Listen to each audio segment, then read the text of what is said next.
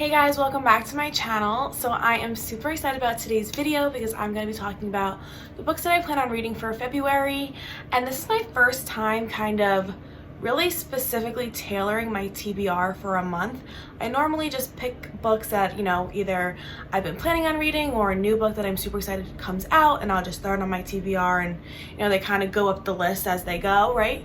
But for this month, because it is the month of Valentine's Day and it is actually my birthday month, I wanted to be super specific and I picked all romances. So in this list, I have both historical romances and contemporary romances, but they are all true romances. There's no fantasy, there is no sci-fi, it's just romance, which I just thought was super appropriate for Valentine's Day. And I have a lot of exciting videos coming up that I'm planning that I talk about my favorite romance books and my favorite steamy romance books. So in order to film those videos, I wanted to make sure that I was able to get in as many romance books as I can to make sure that I'm giving you the best recommendations possible. So I have a total of 7 books that I want to read this month. 3 are like true historical romances that take place in about the 1800s. One is kind of a, like bridge between historical and contemporary, and it takes place in the 1950s, which is, I would say, is pretty contemporary, but it's still over 50 years ago, so I feel like I can't say it's a true contemporary book. And then 2 are contemporary romances, which is a little bit new for me. I don't really usually love contemporary romances unless they're contemporary fantasy romances, because I just have some issues sometimes with contemporary books being, contemporary but not, when it's like, oh, I flipped my phone open, right? So it's like, that's not contemporary. Nobody uses a flip phone anymore, right? So I'm trying that out, but I'm super excited. So yeah, I have a total of 7 books I'm going to talk about today. So let's jump right into this video. Isn't super long. Okay, so the first book that I'm going to talk about today is The Heiress Gets a Duke by Harper St. George. And this is a historical romance that takes place in the late 1800s. In this book, we follow our main character, August, and she comes from a very wealthy family. And she is very, progressive. She doesn't really want to marry. She kind of wants to take over the family business, which is Crenshaw Ironworks. So I think they're like railroads and steel, and kind of that's the family business. So she's like, I don't want to get married, like F that. I don't want to be like every other lady in the town or whatever. I want to take over the family business, and I want to do that. So because of that, the responsibility of marrying for status ends up falling on her younger sister. From there, we meet our male protagonist, which is Evan Sterling, and he is the Duke of Rothschild. And I guess what happens is when August's parents offer up her younger sister to this Duke, basically to increase their status, right? So they might be wealthy, but without a title, they're not as important. So when they offer up the younger sister to marry the Duke, he accepts that arranged marriage right away because he is actually poor. So he has the title, not the money, and they have the money, not the title. So they want to come together and essentially, mutually benefit each other. Unfortunately, it obviously cannot be that easy. And when our Duke meets August, he's like, can I trade sisters? I don't know if that's exactly how it happens, but that's what I'm getting from the summary, that he is more attracted to August and her brains and her, kind of defiance to not, be that traditional mold, and her desire to kind of want to run the family business and make her own way in life. He's very attracted to. And so I guess we'll kind of see what happens. Does August hold true to what she wants and kind of just say, go away, Duke? Or is he gonna get her under his spell? And then I guess what happens to the sister, is the sister only marrying him because her parents are telling her to, or does the sister also have feelings for him? So I'm seeing something that could potentially be messy, but if I had to guess what happens, without ruining it, obviously I don't know if this really happens, but my prediction is August and the Duke end up together, and maybe also she gets the family business. I don't know. I love a happy ending. So that is one of the books that I plan on reading this month, and it probably will be the first book I read because it just sounds really interesting, and there could be some good banter. And I like how August is more of that strong female lead, and doesn't just want to marry and kind of follow the path that's been you know, set for her. She kind of wants to make her own path, and I'm, you know, interested to see kind of what ends up happening in the end. So that is The Heiress Gets a Duke, and I will give you guys my final thoughts once I read it. The second book on my TBR is The Viscount Who Loved Me by Julia Quinn, and for those who don't know, this is the second book in the Bridgerton series. So if you've seen that show on Netflix like everybody else has, then you will know why I'm reading this book. So I actually haven't read the first book of this series, but after seeing the show and learning that that first season follows the first book, I didn't really want to go back and reread that. So I'm going to pick up the second book to kind of like get a continuation, and also to see if once I guess the second season comes out, if the book is truly better than the show, or, you know, if the show is just as good. So this book is a historical romance that takes place in the early 1800s, and for those who don't know, Bridgerton, the original series, focuses on the Bridgerton family, and they have a bunch of kids, and the first season focuses on Daphne, and she is the first daughter, the fourth child, but the first they are sons. And so our second book in the series, The Viscount Who Loved Me, focuses on the oldest son, Anthony. So yes, as I said, this book focuses on Anthony, and in this book he's decided that he wants to settle down, accept his responsibilities as the Viscount, and I guess take a wife. Whereas in the first book, or I guess in the first season, which is what I watched, he's more of like that rake character who, you know, kind of sleeps around, doesn't want a wife, is still kind of, you know, I guess ignoring his true responsibilities as like the man of the house. And so now he's basically decided, okay, I have to settle down, I have to find a wife, and just accept that that is my life now, and just be the Viscount that I, you know, was born to be. So he picks a wife, and unfortunately it's not just, you know, picks a girl, easy, they marry, they have kids, end of story. He picks this girl, and the girl's older sister, Kate, is basically like, you think you're gonna marry my sister with your reputation?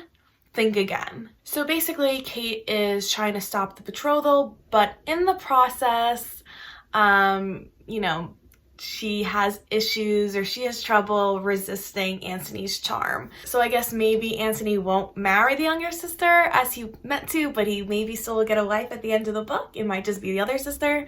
I don't know, but I'm super excited. I loved Bridgerton. It's such an enjoyable show. I loved it so much. The like 1800s setting is so good. They do such a good job with all the clothes and all the settings, and everything that's like, you know, setting the scene is so well done.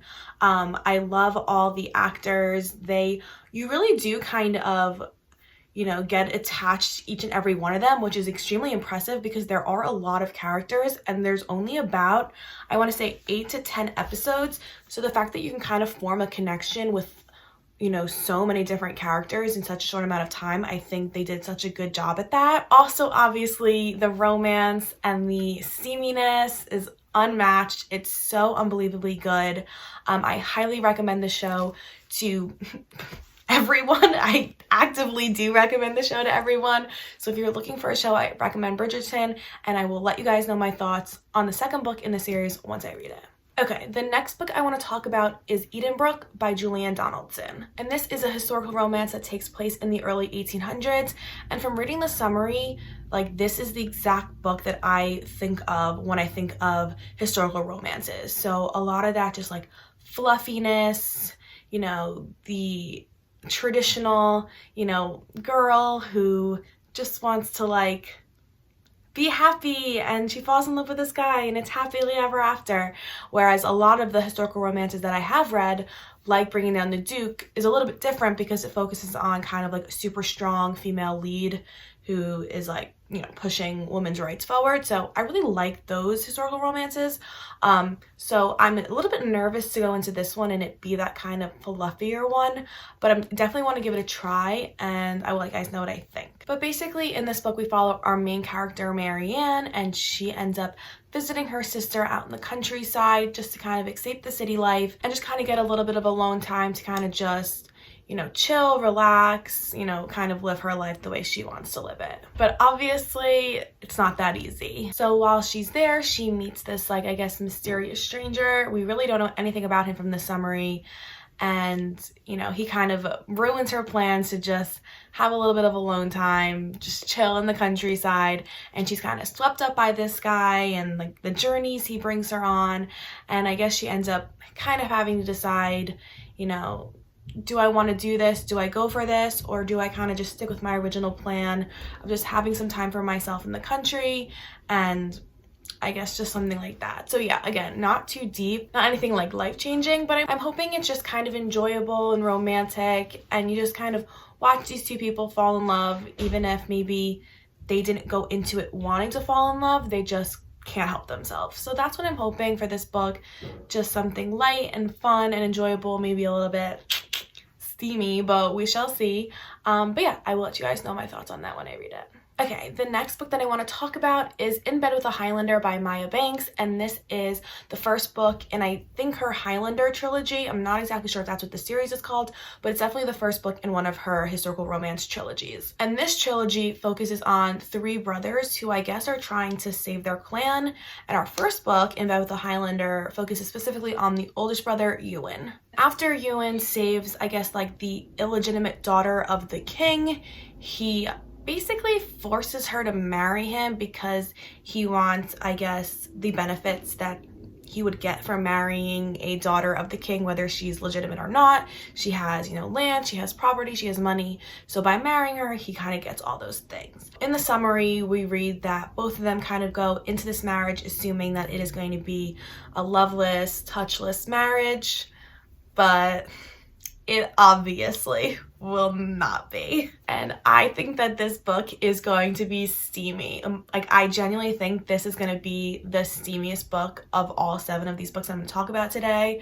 I just have a feeling, just stuff that I've heard about Maya Banks as a writer and just the reviews that I read about this book, I think that this is going to be like, I'm going to be blushing while I'm reading it, like laughing, because it's gonna make me uncomfortable. But I'm excited. I think it's gonna be really good, and I will let you guys know if it is as steamy as I think it's gonna be. Okay, the next book I want to talk about is Atomic Love by Jennie Fields, and this is that kind of like bridge romance I was talking about because it takes place in the 1950s in Chicago. In this book, we follow our main character, Rosaline, and she was a physicist in the Manhattan Project. So during her time in the Manhattan Project, she obviously worked on the atomic bomb, and she also fell in love with one of her coworkers, Thomas. Then we fast forward 5 years and we learned that, you know, she's off the project and she has a lot of guilt over, you know, her time there and her work there, and also her and Thomas have broken up. Now Thomas is contacting her again and, you know, maybe trying to re-spark their relationship, but at the same time that Thomas is contacting her, she's also getting contacted by the FBI. And that is because the FBI is suspecting Thomas of selling, I guess, like nuclear secrets to Russia. So enter our romance here. Now Rosaline kind of feels really stuck between, you know, what should she do with Thomas? You know, she obviously has, you know, feelings for him still, even though they've been broken up. She obviously doesn't want to believe Thomas would do these things. So now she's kind of stuck with, you know, these old feelings that she had for Thomas, while she is now kind of developing feelings for the FBI agent Charlie, who is working this case. So I guess the question will be, you know, what will she do, and who will she end up with? Who does she end up trusting and wanting to be with when, you know, all this is said and done? So I'm hoping there's a little bit of a love triangle there. Love triangles aren't my favorite trope because I find that a lot of times they're done poorly, and it, instead of being really good, ends up being kind of bad, like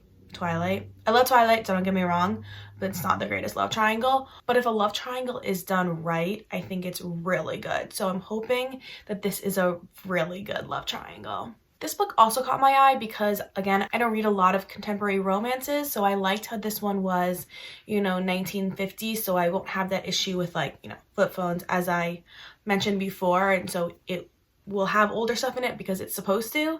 And I just thought it was interesting that she is a physicist and she worked on the Manhattan Project, and, you know, kind of like girl power, like you know, be in that space where it's, you know, traditionally dominated by men. And I just think it's interesting and I'm excited to pick it up. So I will let you guys know my thoughts on that when I do. Okay, the next book I want to talk about is The Dating Plan by Sara Desai, and this is a contemporary romance. In this book, we follow our main character, Daisy Patel, and she is a software engineer who has her life planned out, and that plan does not include a husband. However, her family basically is like, no, you're gonna marry. That's not acceptable. You have to have a husband. So to kind of get her family off her back, Daisy kind of cooks up this plan to marry her, I guess, like childhood crush, childhood friend. So basically she can have this marriage but still live her plan the way she wanted. And Liam, her childhood crush, agrees to this, I guess, like arranged marriage or, you know, dating plan, if you will, because he finds out that his inheritance is contingent on the fact that he marries. So he cannot get his money until he marries someone. So for him, it's like, okay, easy. Like, I'll marry you. I'll get my money. You get your family off your back and we can both kind of do what we want. It's a win-win situation, right? So obviously not. And this, you know, what's supposed to be this loveless marriage is obviously not going to be loveless. And they're obviously going to fall in love in real life. But, I mean, it just sounds cute, right? So what I'm most looking forward to in this book is the comedic aspect of it. And I've heard that it's actually really funny. So I'm really excited to, like, you know, laugh while I'm reading this book. And I'm hoping that it has a lot of, like, comedic banter between our two main characters. Because I just think that's, like fun to read and enjoyable and like cute or whatnot. So I'm definitely looking forward to that and just the book in general. So again, I will let you guys know my thoughts once I read it. Okay, and the last book on my TBR is Wallbanger by Alex Clayton. And honestly, I just had to add this book to my TBR. It's been on my Goodreads want to read list for a really long time now, and I've just been like skipping it because there's just been, you know, there's so many good books out there. But this month, I'm determined I'm gonna read it. And I'm honestly pretty excited, not gonna lie. So this is a contemporary romance where we follow our main character, Caroline, and she just moved into this new apartment building in San Francisco, and she is super excited and blah, blah, blah, until I guess like night one, where she hears her neighbors' nightly adventures. Yeah, so basically her neighbor is smooth with the ladies and he basically has a different girl there every night and, you know, getting down to business, and Caroline can basically hear it every single night through the thin walls. So night after night she's hearing this, you know, intense good stuff, I guess, going on next door. And eventually now she's starting to fantasize like, what is so good about this guy? Why is he so successful in the dating scene, if you will? And maybe do I want to, you know, be a part of that? So, right, that's what she's thinking, right? So she's starting to have these fantasies of maybe if she was in the room over. So eventually she goes to confront him, and, you know, I'm not exactly sure if she confronts him over the noise or if she just wants to be there or what, but fireworks. I don't know what happens when she confronts him because that's where the summary ends, but I'm assuming it's gonna be steamy because the book's called Wallbanger, so it's kind of a dead giveaway. I think this book is gonna be one of those like trashy addictive books where it's like, you know, the writing is fine, the story is fine, it's not, you're not learning anything, you're not developing any skills, it's just purely for entertainment. Yeah, so I think this is gonna be one of those like trashy but addictive, like it's not really good but you can't put it down and you want to know what happens and you're like in it, right? Like I don't know, reality TV, right? Like you accept that it's not good but you still watch it every week anyway and you don't want to stop watching it because it's addictive. So that's exactly what I think this book is going to be. That's what I'm hoping it's going to be. Just one of those things where maybe I pick up in 1-2 days, finish it, and just, I close it and I'm like, you know, my life isn't changing. I'm not a new person, but that was entertaining, right? So that's what I'm hoping for this book. That's what I think is gonna happen. So those are all the books that I plan to read in February. It's kind of a lot, but I think they're gonna be like fluffier, shorter, you know, 300, 400 page books, which I think to like, I guess most people that's kind of like a full book, but a lot of the fantasy books that I read are 600, 700, 800 page books that I still get through within, you know, 4 to 7 days. So I definitely could see myself getting through all 7 of these books, and I'm definitely going to try. So yeah, that's this video. I have a bunch of exciting videos planned for this month where I want to talk about, you know, books that relate maybe to Valentine's Day. So, you know, my favorite romance books, my favorite steamy romance books, all the stuff like that. So please subscribe so you guys will see when I post those videos. That is all I have, and I will see you guys in my next video. Bye!